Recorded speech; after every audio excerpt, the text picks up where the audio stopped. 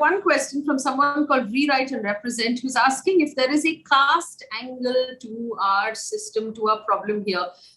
For example, do Brahmin women have more access to rights than, say, Dalit women? Is there a difference there? Or do we find that women across the board? Poonam, we have one question from someone called Rewrite and Represent, who's asking if there is a caste angle to our system, to our problem here.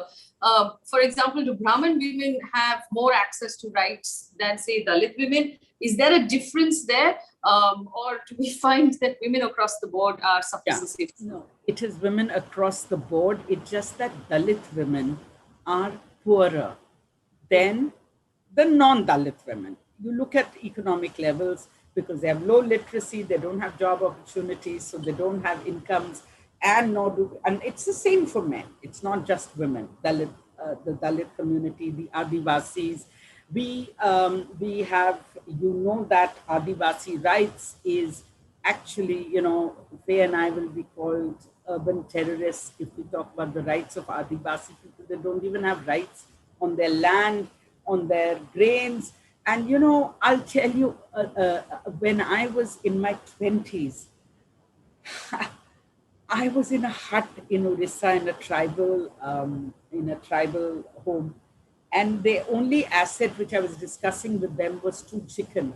And the policeman came and took both the chickens away because he said he was going to have a party in his house. And do you know, I sat in that hut and I said, how is it that these people tolerate?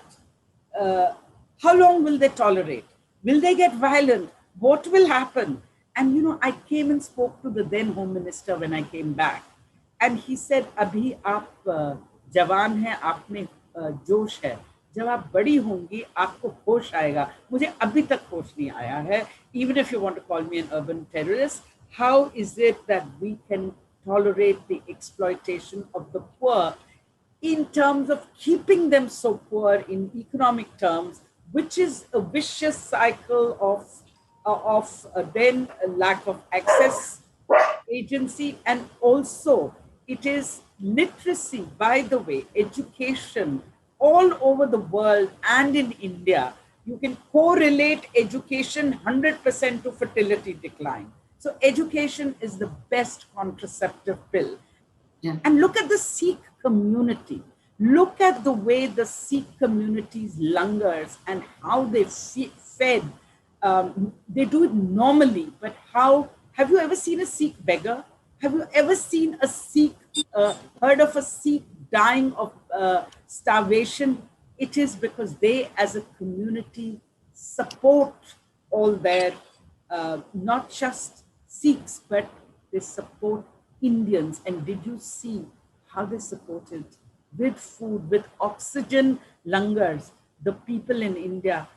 Our young people are misled. Baba Saheb doctor Bhimrao Ambedkar के नाम से तो हम सभी परिचित हैं। तो उन्होंने सभी वर्गों के लिए कार्य किया है। उन्होंने सभी वर्गों के बीच में समानता स्थापित करने के लिए कार्य किया है और साथ ही साथ महिलाओं के लिए भी उन्होंने विशेष कार्य किए हैं। लेकिन आज तक महिलाएं उनके कार्य से परिचित नहीं हैं और कुछ महिलाएं ये तक नहीं जानती हैं कि बाबा साहब कौन है और उन्होंने उनके लिए क्या क्या किया है। और अगर आप संविधान लागू होने से पहले के समय की स्थिति घटनाएं देखेंगे ना, महिलाओं के प्रति किस प्रकार का व्यवहार किया जाता था, तो आप समझ सकेंगे कि संविधान के द्वारा बाबा साहब ने महिलाओं को क्या अधिकार दिए हैं और उसके बाद महिलाओं की स्थिति ज़्यादा सुधरी है। पहले महिलाओं को पढ़ने का अधिकार नहीं था, पिता की संपत्ति में कोई अधिकार नहीं हुआ करता। इन सभी प्रथाओं की जंजीरों से बाबा साहब ने महिलाओं को आज़ाद किया। 3 अगस्त 1947 वो दिन जब बाबा साहब भारत के प्रथम कानून मंत्री बने। उसके पश्चात 1948 में बाबा साहब की अध्यक्षता में एक 20 सदस्यीय समिति बनाई गई, जिसमें विद्वान, समाज सुधारक और साथ ही साथ महिलाएं भी सम्मिलित थी। और ये समिति उन्होंने बनाई थी हिंदू कोड बिल के लिए। इस पद पे आसीन रहते हुए संविधान के निर्माण के साथ साथ महिलाओं को अधिकार दिए। सबसे बड़ा जो कदम था वो बाबा साहब ने लिया महिलाओं को हिंदू कोड बिल देकर। संविधान में धारा 14 में महिलाओं को लिंग भेद से आज़ाद करने का उन्होंने प्रावधान दिया। धारा 16 में सरकारी सेवाओं में महिलाओं को समान अधिकार का प्रावधान है। धारा 25 में महिलाओं को धार्मिक स्वतंत्रता का अधिकार है और धारा 21 और 22 में महिलाओं की खुद की जिंदगी का उनको अधिकार है कि वो अपनी स्वयं की जिंदगी के लिए निर्णय ले सकती हैं।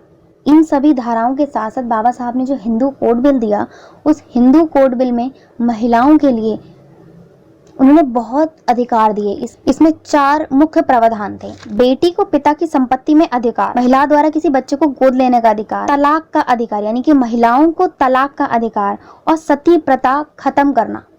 ये 4 उद्देश्य थे। और इसके साथ साथ अंतरजातीय विवाह और पुरुषों पर एक से ज्यादा विवाह करने पर रोक। और बाबा साहब ये चाहते थे कि हिंदू कोड बिल को आक्रामकता से लागू किया जा सके। लेकिन दुख की बात तो ये थी कि उस समय के राजनीतिज्ञ ने महिलाओं को ये कहकर भड़का दिया था कि हिंदू कोड बिल उनके अधिकार उनसे छीन रहा है। हिंदू कोड बिल का महिलाओं ने ही बहुत अधिक विरोध किया। डॉक्टर राजेंद्र प्रसाद राष्ट्रपति जो थे वो भी हिंदू कोड बिल के खिलाफ थे। उस समय के शंकराचार्य तो इस बात के खिलाफ थे कि एक एससी यानी कि एक शेड्यूल कास्ट के व्यक्ति ने हिंदू कोड बिल बनाया है और उनका कहना था कि इस कानून से धर्मशास्त्र नष्ट हो जाएगा। से बाबा साहब बहुत ही ज्यादा आहत हुए थे और इन्हीं सारी परिस्थितियों के बावजूद हिंदू कोड बिल लागू नहीं हो सका। उस वक्त की निराशा में बाबा साहब ने कहा था कि जब मेरा बेटा खत्म हुआ था उस समय भी मुझे इतना दुख नहीं हुआ था जितना हिंदू कोड बिल के स्थगित होने से हुआ है। और इसी दुख में उन्होंने 1951 में कानून मंत्री के पद से इस्तीफा दे दिया। उसके पश्चात हरिभाऊ भारत के कानून मंत्री बने और उन्होंने रात के समय जाकर बाबा साहब से चर्चा करी और फिर 1956 में यह कानून मंजूर हो गया। लेकिन इस कानून को 4 हिस्सों में विभाजित किया गया। उसके बाद ये अलग अलग हिस्सों में ये कानून जो है वो मंजूर किया गया। तो अब जो महिलाएं ये बात कहती हैं कि बाबा साहब ने महिलाओं के हक के लिए, उनके अधिकारों के लिए कुछ नहीं किया, तो आज की ये वीडियो देखकर आप ये अच्छे से समझ सकते हैं कि बाबा साहब ने महिलाओं के लिए क्या किया। आज महिलाएं पुरुषों के समान अधिकार पर हैं, पढ़ लिख सकती हैं, नौकरी कर सकती हैं, प्राइवेट हो या सरकारी क्षेत्र में हो, वो जिस भी क्षेत्र में हो वो नौकरियां कर सकती हैं, अपने हक के लिए लड़ सकती हैं। तो वो सिर्फ बाबा साहब की बदौलत ही है। महिलाओं को ये जानना बहुत ज़रूरी है कि बाबा साहब ने उनके लिए क्या किया। कि मेरी इस वीडियो को ज़्यादा से ज़्यादा शेयर करें जिससे महिलाओं को ये पता चल सके कि बाबा साहब उनको क्या क्या अधिकार दिए हैं।